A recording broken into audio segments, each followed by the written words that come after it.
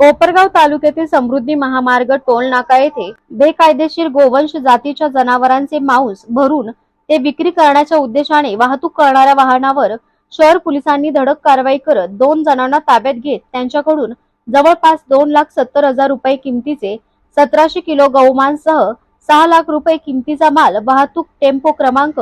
MH43 BX 8785 असा एकूण 8,70,000 रुपयांचा मुद्देमाल ताब्यात घेतला आहे। बजरंग दलाच्या गोरक्षकांच्या सहकार्याने पोलिसांना बेकायदा होणाऱ्या गोमांस वाहतूक रोखण्यास यश आले आहे। सदरची कारवाई दिनांक 27 एप्रिल 2024 रोजीच्या रात्री 11:15च्या सुमारास करण्यात आली असून या प्रकरणी police head constable Digambar Jaysing Shelar यांच्या फिर्यादीवरून मोहम्मद कैफ रशीद कुरेशी वय वर्ष 20, रिजवान मलंग कुरेशी वय वर्ष 36 दोघे राहणार कुर्ला पूर्व मुंबई यांच्या विरोधात महाराष्ट्र प्राणी संरक्षण सुधारणा अधिनियम